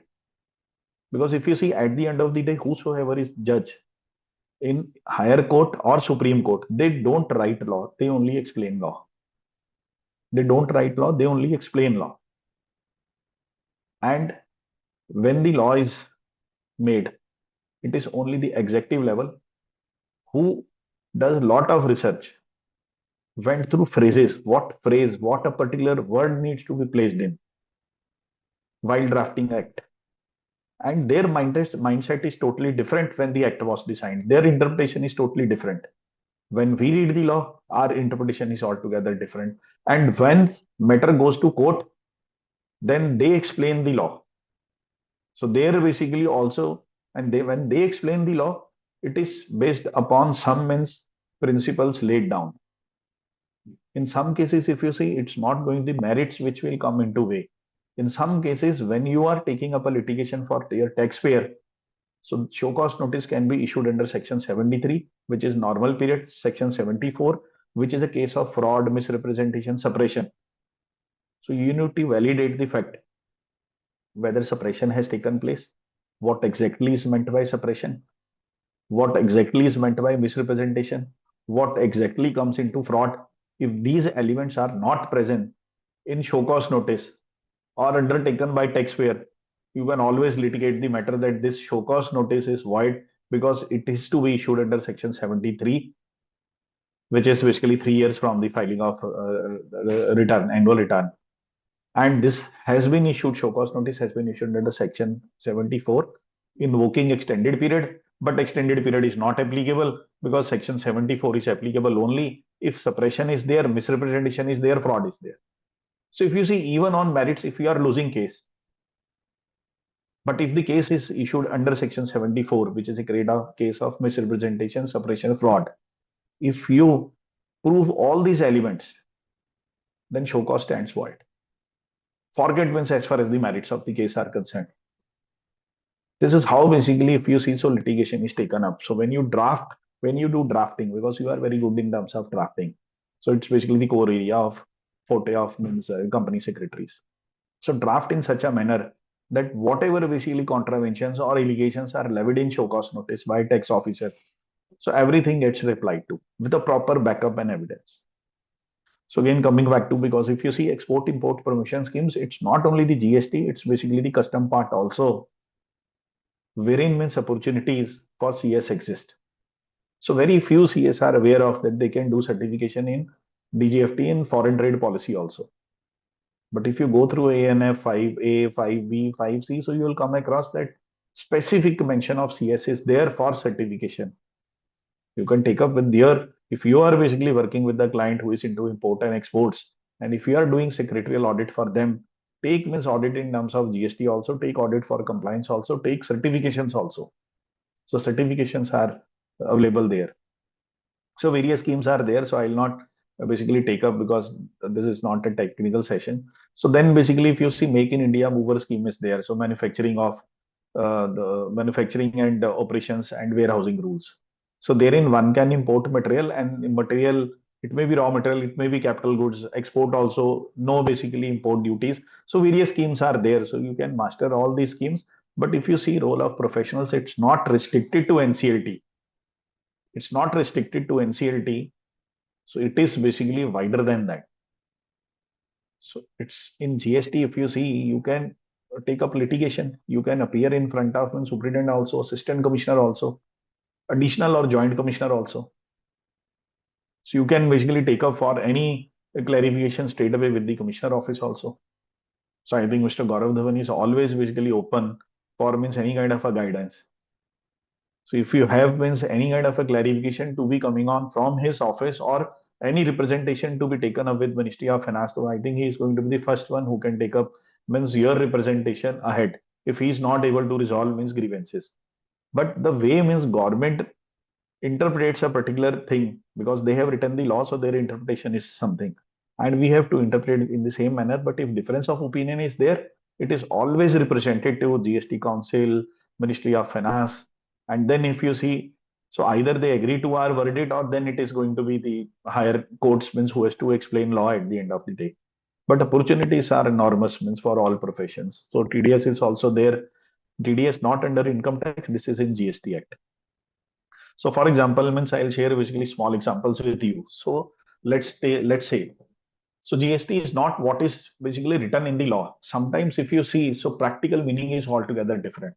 For example, GST Act says two types of supplies are going to be there. One is composite supply and one is mixed supply. So if you are doing compliance review, there's a small pointer. If you are doing compliance review, let's say for example, means if you are doing uh, review for lace, so you will come across with that on a lace pack. So means Airtel 2 GB data is free. One is composite supply. I'll give you a small definition. So one is composite supply and one is a case of mixed supply. So composite supply, for example, means when you buy Apple iPhone, so you get means in a particular box, you get phone and then chargers therein. So when it is going to be principal supply is going to be phone, it becomes means case of composite supply. So in ordinary course of business, in a box means you ordered for phone, but air chargers are also the chargers and earphones are also there. So it is a case of composite supply because principal supply is iPhone. But there is going to be a scenario during festive times when you get basket having a multiple items. So then it becomes a case of mixed supply. And in case of mixed supply, different GST rates are there. Suppose 5 different items are there in a basket, and all 5 items have different GST rates: 5%, 12%, 18%, 28%. Then what is going to be the GST rate which is to be charged on supply of goods?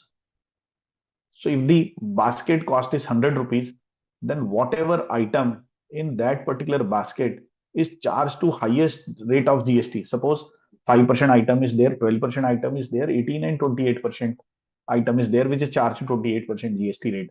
Then whole 100 rupees price, 28% GST used to be charged. So one is a case of composite, one is a case of mixed. So you have to tell your clients also that in a basket, if you are adding 5 items and the total cost of 5 items is rupees 100, but one item is having cost of 10 rupees with a GST liability, highest GST liability of 28%.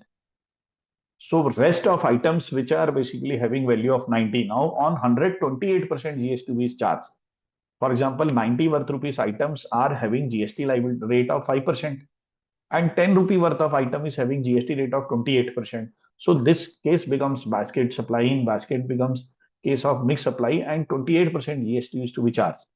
You can also basically add value to your tax clients, telling them that make basket in such a manner that items which are having 5% GST rates are there in the there in the basket, or having 12% are there in the basket. So don't make a basket in such a manner that the values having higher GST rate but lower in terms of value, that the items having higher GST rate but low in terms of value are going to be there in basket.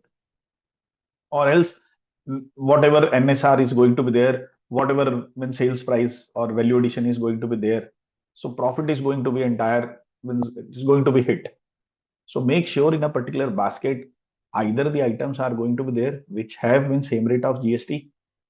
It should not be the case that 5%, 12%, or else means 12% is going to be the higher rate of tax to be charged on the entire price. So various things are there, means GST notice on employees. So a lot of litigations are going on.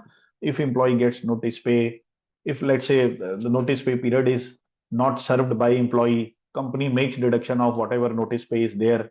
Company makes deduction of food employees from employees. So there are various recoveries which means companies make from employee. So whether GST is liable to be paid on same or not. So a lot of things are there, because if you see, lot of areas are there in litigation. So payment to creditor, payment to directors, whether the payment is going to be made to executive directors, and whether the payment is going to be made to independent directors. If it is going to be independent directors, Gauravji apprised that it is going to be case of tax to be paid by the recipient. So if I am running a company and I have basically 3 directors on board who are independent directors, whatever sitting fees or payment I am making to those directors, are going to charge tax under reverse charge mechanism. And what is going to be the definition of directors? So this you have to take out from means Companies Act, means section 249, whatever means section is there. So it is to be drawn from means Companies Act. So then restaurant business, if you see, so if in a particular hotel, the restaurant is altogether separate and hotel rooms are separate. So because if you see, so two things are there. So one is what is going to be the GST rate, because in restaurants, if you see 5% GST rate is charged, but in those restaurants which are not 5 stars or which are not having hotel rooms, which is rented throughout the year at a price which is more than 7,500 rupees. In case of restaurant, no ITC is admissible, and straight away they have to charge 5% GST. But there are some common items which in a particular hotel, separate restaurant area is there, but common items are there. Building rent is common, that needs to be apportioned to restaurant separately, no ITC on same. And tell your client that make sure that your rent on a yearly basis is going to be less than 7,500. If even on a single day throughout the year, if it is more than 7,500 on any single day, then in restaurant GST is going to be charged at the rate of 18%. So make sure, because advice, because this is basically what basically tax officers means comes out with. So during peak season, someone says कि नहीं means मैं तो मेरे लिए तो it is going to be beneficial, so I'll basically hike my prices, which is going to be more than 7,500. Even for a single day, if it is going to be the hotel room tariff is going to be more than 7,500 rupees. So on entire restaurant services is going to be 18% tax, not 5. This is kind of a value additions or basically the compliance. So then education sector, so various sectors are there. So when you take up, when you master particular means supply, topic supply is going to be there. So make sure that you are aware in terms of supply, what amounts to supply as far as education institution is concerned. Because in case of education institution definition is there. So any degree which is recognized under law, then means no GST is there. But any degree which is not recognized under law and degree is there, if diploma courses are offered, then whatever fees is going to be there, GST is to be charged on same. So make sure means exactly what basically Act defines in terms of a particular definition. So what is meant by education? What is meant by education institution? So means lot of areas are there for practice. It is not, let's say, if you want to practice into education sector in terms of GST, you can practice for same.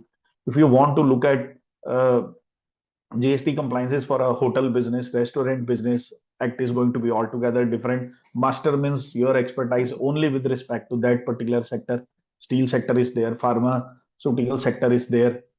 So then e-invoice is there. So means who is going to be who are going to be the persons who have to make means GST e-invoice. So because now the law has changed basically from August 2023 onwards, anybody on a PAN level, starting from the date of rollout of GST from means 2017-18, any of the preceding financial year, if a person is having turnover at PAN level which is more than 5 crores, then he has to undertake e-invoicing. So a lot of things are there. So I am not touching basically then e-way bill. E-way bill means compliances are there. So everything is digitalized at GST portal as of now. So it's only the one click of button. You can make application for registration. You can file returns. You can basically file export refunds. You can view status. So now everything is going to be at portal. You can view means GSTR2B, which is a form of whatever transactions has been reported by your supplier. It is going to be auto populated in your return. So everything is available at GST portal. So reverse charge means is applicable to whom, means what is going to be the time of supply. I have already apprised you. Then export of service. So it is not that if the supplier is based in India and recipient is based outside India, and if you are receiving foreign exchange, it becomes export. It is not the case. So for export of services or services, 5 different scenarios are there. Supplier of services located in India, no issues. It is prevalent in all cases. The recipient is outside India. Important is whether the place of supply of services outside India or within India. So section 3 is there. So you have to refer to statutory provisions also. Don't tell means your clients in a layman perspective that if they are based in India and their recipient is based outside India, it is going to be the transaction which amounts to export of service. You have to determine 5 conditions are there. Place of supply is the important aspect. And receipt of currency foreign currency until unless INR is specified as per the RBI or FEMA Act.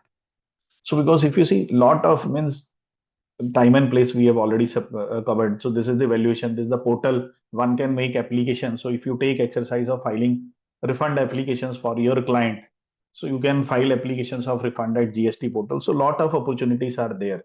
So I'll not be touching in detail as far as the technical part is concerned. So then input tax credit, various issues are there. So credit is eligible on what? When basically there is going to be the case of merger or slump sale is going to be there or demerger is going to be there, then how that particular credit is going to be apportioned or allocated. So various aspects are there. So when you, even if you are practicing into NCLT, you can always tell, because if you are aware in terms of, I'll share a small example with you. So when you, if you are practicing in NCLT, you may come across with the cases wherein payment outstanding is there. If somebody has not made, if the buyer of goods has not made payment, which is more than 1 crores outstanding in his books to supplier, always matter of litigation is there in higher courts. But the important point which is in GST Act is Rule 37, which says if the buyer fails to make payment to supplier of goods within a period of 180 days from the date of issue of invoice, not from the receipt of goods, then whatever ITC buyer has availed, he has to make reversal of same in his books along with interest. So if buyer fails to make payment to supplier within a period of 180 days from the date of issue of invoice, then whatever ITC buyer has availed, he has to make reversal of same along with interest. And when buyer makes payment to supplier, he can take credit, but not the interest element. So when you take up cases in NCLT, so make sure if the cases are going to be non-payment, always basically inform GST office that this person has availed input tax credit but has not payment to me, not made payment to me. Department will take action against that particular buyer of the goods for reversal of ITC along with the interest amount. So you can always basically refer these cases to GST officers. So if you see, so various means if you take up, if you master in medicines, because if you see ITC is admissible, input tax credit can be availed if it is used in furtherance of business. If you are basically auditing a particular pharmacist or chemist, let's say, they may be having medicines which is expired. So expired medicines are not going to be used in furtherance of business. So if those medicines are not going to be used in furtherance of business, then whatever input tax credit particular taxpayer has availed, you have to tell him now make reversal of ITC what you have availed, because these medicines are expired. It is not going to be used in furtherance of business. So lot of practical aspects are there. So what is written in law is simple, plain English, which can have different interpretations, which can have different meanings. But at the end of the day, means you make your own checklist. So study a particular clause and then basically make checklist with reference to the different sectors. You can master in one sector also. It may be education sector, it may be restaurants, it may be hotels, it may be service industry. So a lot of things are there. Means you can basically audit, you can take audit assignment for tax, for stockbrokers also. So various aspects are there. So if you see, so I'll not touch means in detail as far as the technical aspects are concerned. Various transactions are there. So how to look in GST aspect with respect to the fixed asset register, with respect to business promotion items, with respect to the damages, related party transactions, CSR expenses, reverse charge transactions, employee benefits. So a lot of things are there. So when we are going to have a session somewhere means in future, means as far as the practical aspects is concerned, means you can always basically approach means institute for having means GST sessions on sector specific basis. So if it is going to be education also, so you can basically have your entire checklist. You can master if you want to take up means GST assignment as a GST practitioner or a compliance officer for a particular industry. You can always tell institute and they are always available.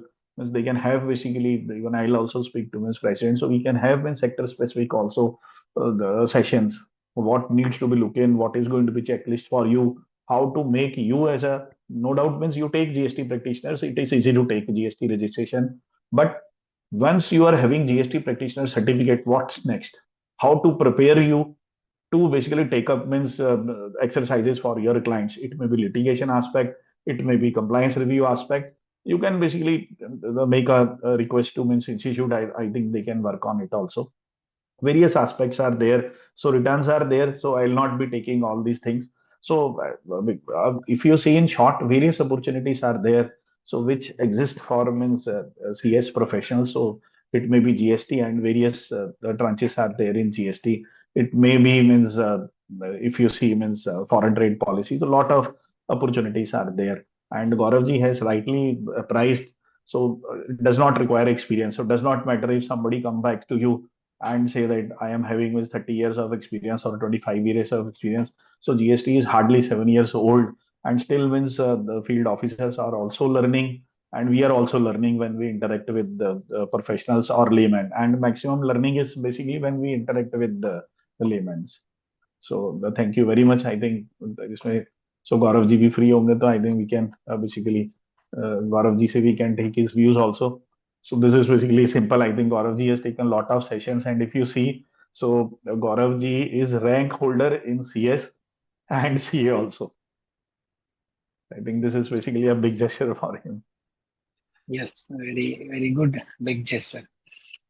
Anyway, we can move ahead with a few question answer. हाँ जी हाँ जी. So I am taking one by one. Question number one: what to do if GST is paid on due date by us, even before the receipt of the invoice payment, and client has defaulted in payment? How to show it, and how legal adjustment for GST payment for such client? I am not getting the question itself. I think it is 180 days related question. I think इसमें means I have a price list, let's say, because if you see, so one is the compliance which taxpayer has to do. If I have made supplies to Rajesh ji, so my duty becomes that I have to discharge tax liability on or before due date. It does not depend when Rajesh ji is going to make payment to me. So if Rajesh ji fails to make payment to me within 180 days from the date of invoice, I can always basically take up either in NCLT if the amount is more than 1 crores, or report matter to tax authorities for initiating action against those taxpayers. So presently, because the facilities may not be available on the portal to report these kind of the things, so the question would be the facility can be there. We can request the authority to make it available, like in a single click, we can report this particular GSTN, and 180 days has not been paid by them particularly. So department can start the compilation of these kind of the intimations. I think this is very valid, means this is very valid Rajesh ji suggestion. So I think isko Gaurav ji and myself, so we'll definitely take up. This is very valid suggestion, because lot of cases which are there in NCLT is only because of non-payment and taking benefit by the recipient of goods or supplier by availing ITC. I think Gaurav ji, this is a valid I think point, so we can take up with GST and also. Yeah, I've already noted, and we'll take it further. Okay, so question number two: if refund of ITC for export is not issued within 60 days, the payment of interest is automatic or has to be applied for us separately? And in case of application, is it physical or online? Because if you see right now, means process is not like means income tax, what we have in income tax. So interest portion section 56 is there. So in CGST Act 56(3) is there. So which says that if refund is not sanctioned within 60 days, then recipient of refund is entitled to interest, which is 6% for first 90 days, and beyond 90 days it is 9%. So as of now, application, it is not processed automatically at the time of processing refund. One has to make application at GST portal in any other category for claiming refund. So in any other category, refund application is there means at portal. For interest means person can make application and he'll get refund. So the officers are allowing interest to taxpayers. Okay, so thank you.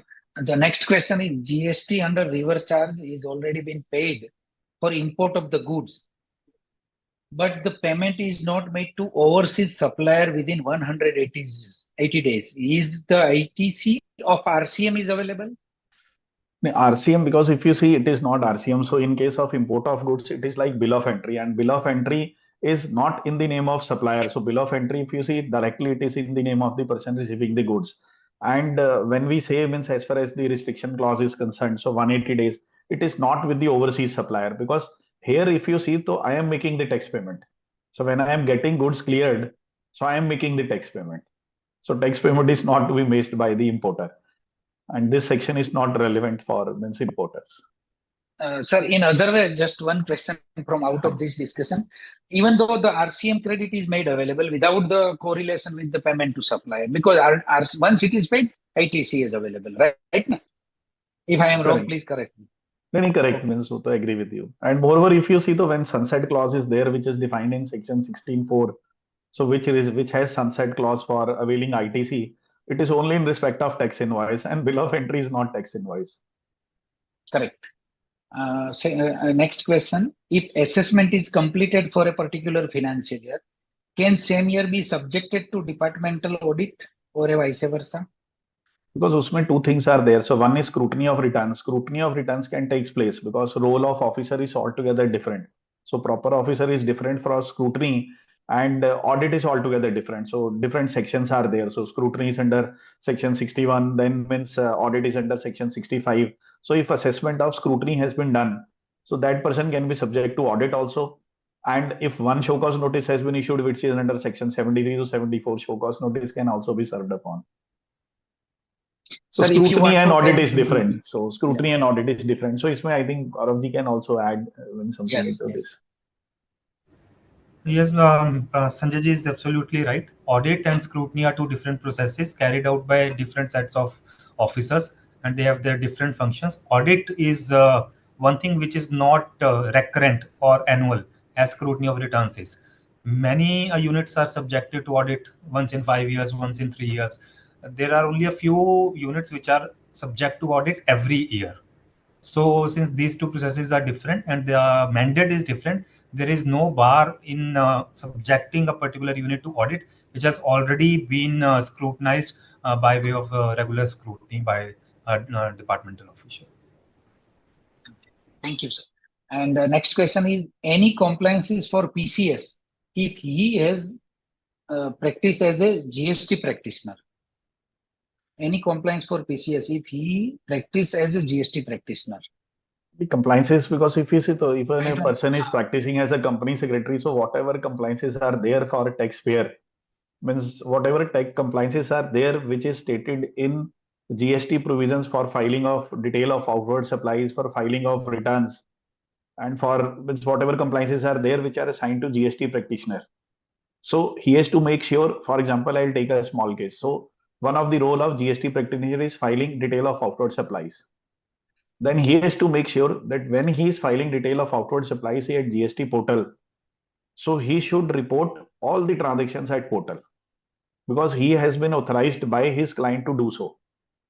If his client provides him set of 10 invoices to upload at GST portal and he uploads only 9, one is going to be the default.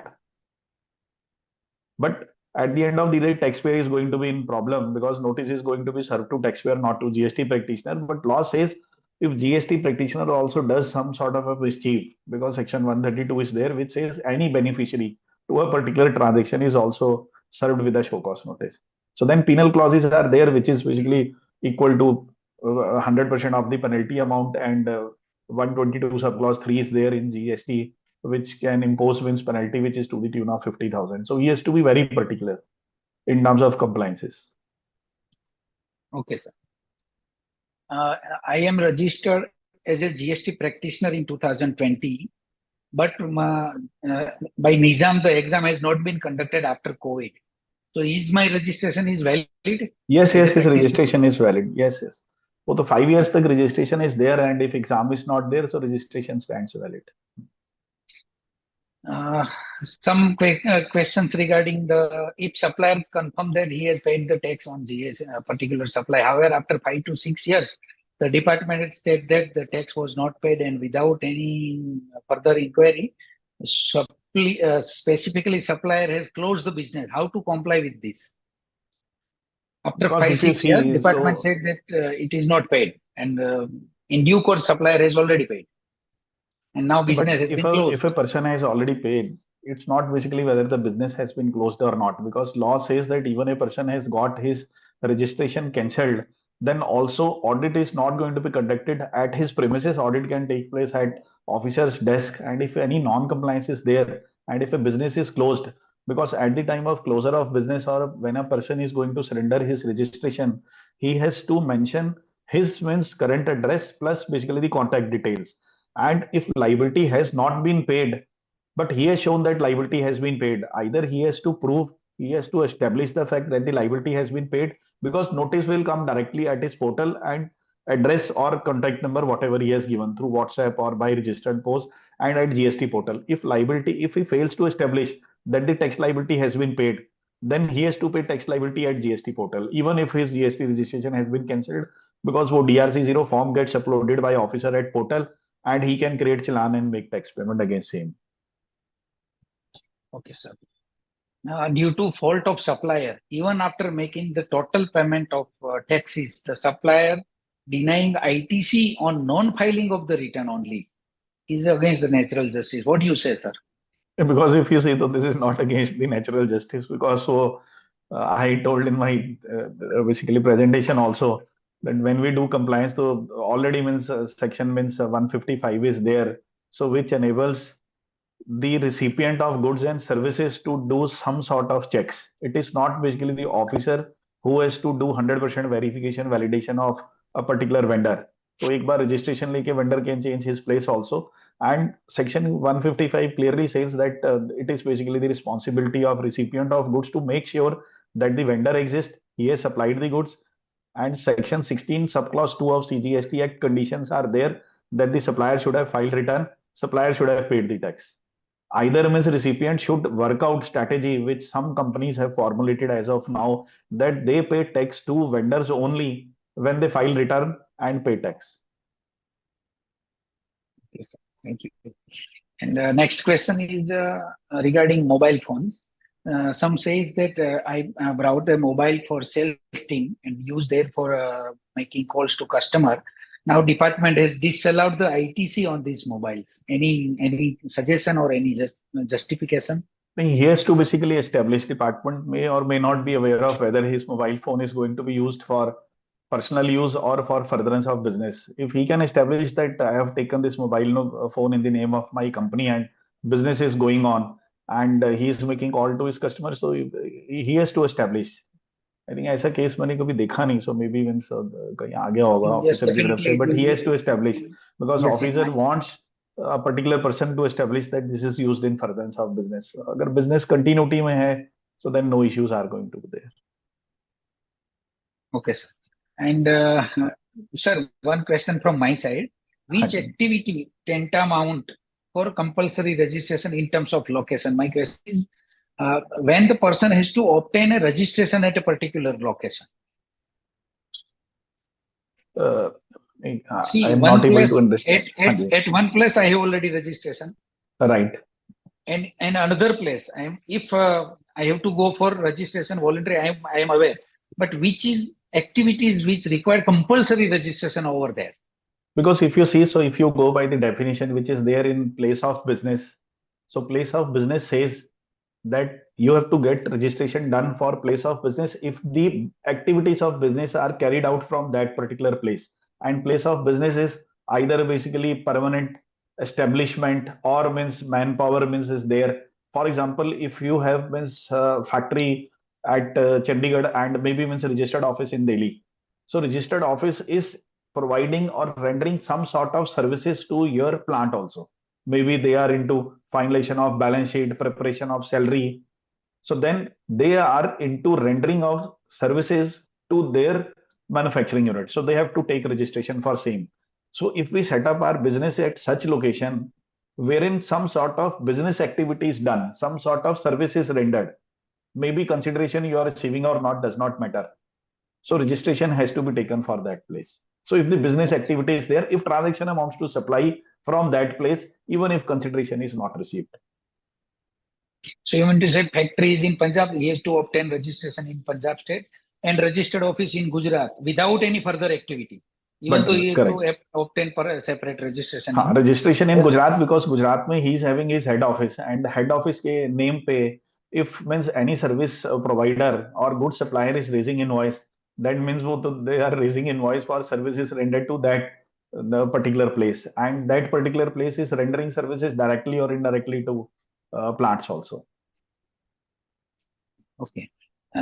Can you elaborate the current status on GST for guarantee given by director or corporate guarantee?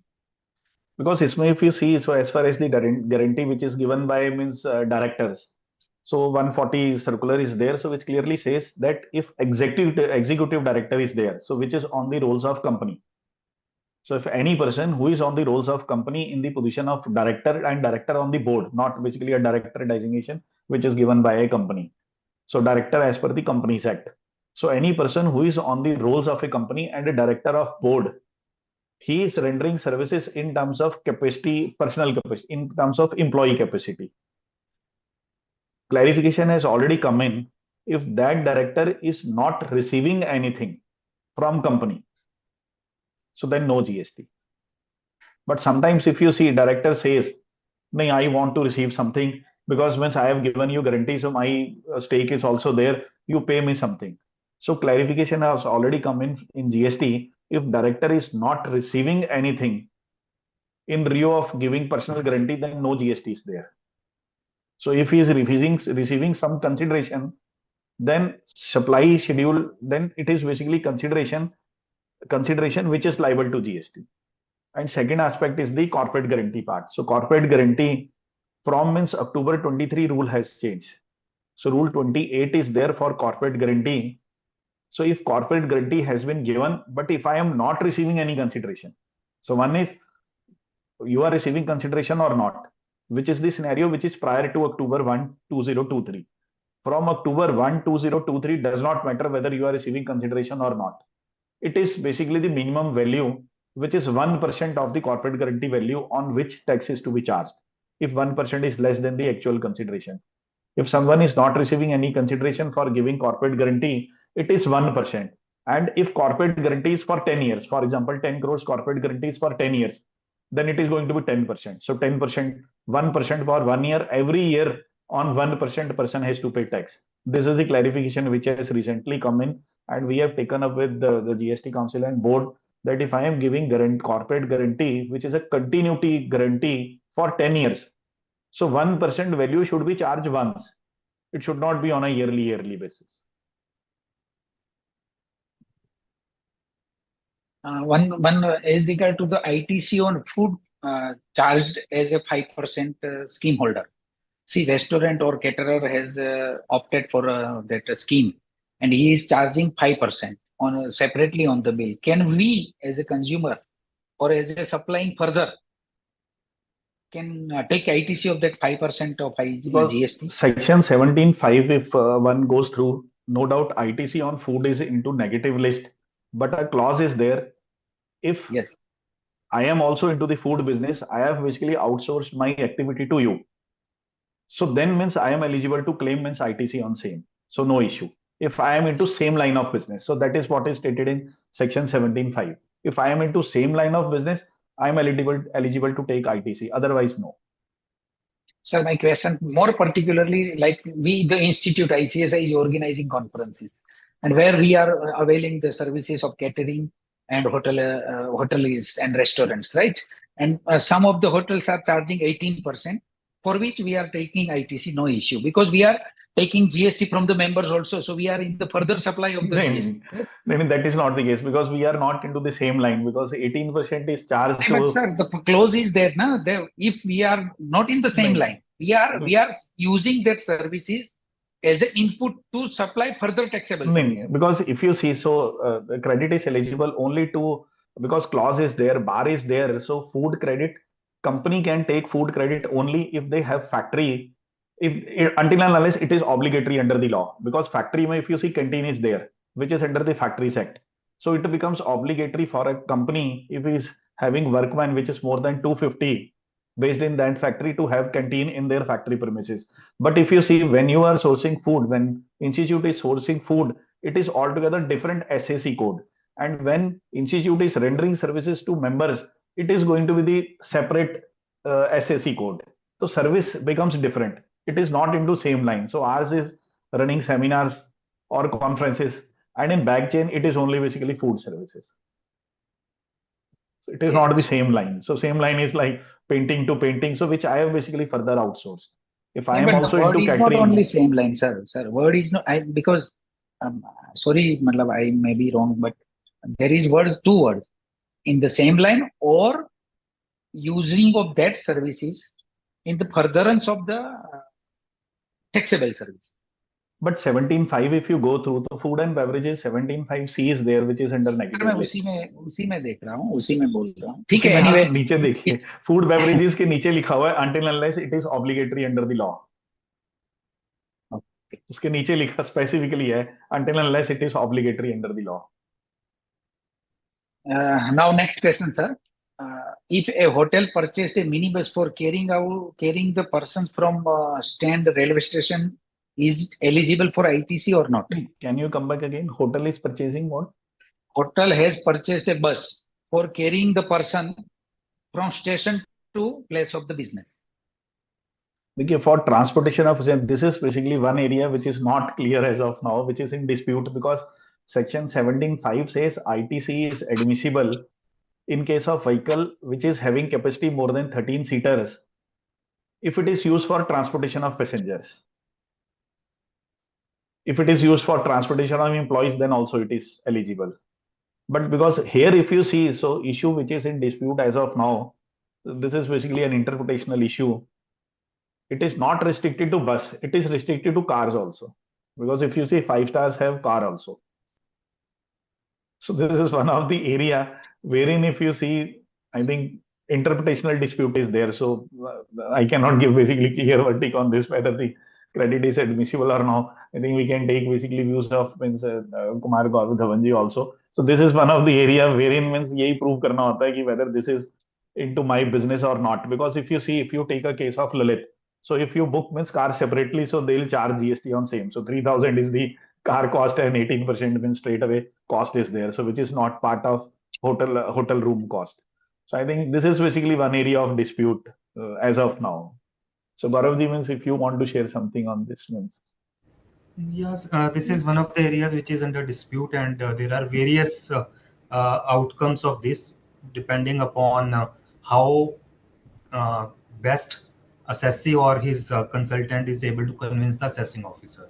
It all depends to the particular facts and circumstances of the case, whether that activity is actually linked with the business of the taxpayer or not. And in fact, there are different judgments of the courts and tribunals also, especially in the pre-GST era when service tax used to be there. So as That's true. we said, it has not attained finality. So whatever I say would also not be final. Ultimately, it depends which view the until it is decided by the highest forum or some clarification is issued by the board. I think we have to live with it.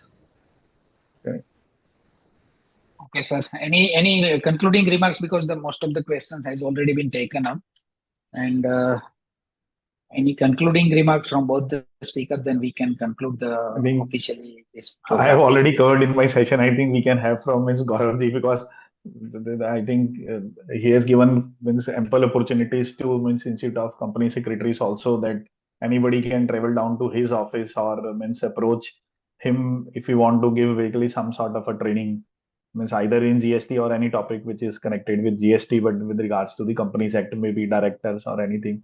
So I think which is really appreciable. So Baki, I think I'll make a request to Gauravji for means concluding remarks. Yes, in fact, it has been a very informative session for me as well. Because depending upon our place of posting, we get to deal with some particular issues only. It's not that the whole act is dealt by one set of officers at every place. At the same time, I think we need to expand our efforts.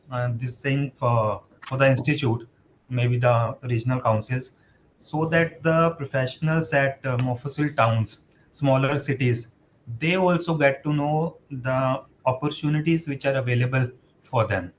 The bigger cities, metros, I don't foresee any problem. There are umpteen number of seminars, webinars, and so many opportunities that the professionals can in fact specialize into one or more sets of areas. But at smaller towns, I don't think they can live by focusing only on one particular niche area.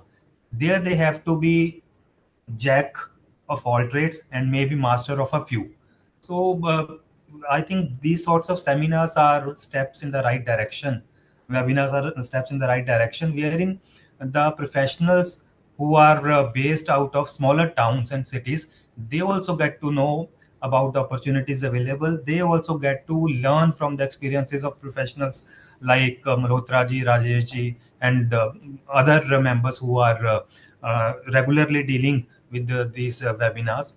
This was a very good effort, and I'm sure the participants would have learned a lot, and they would be including the areas suggested by Malhotra ji in their day-to-day practice.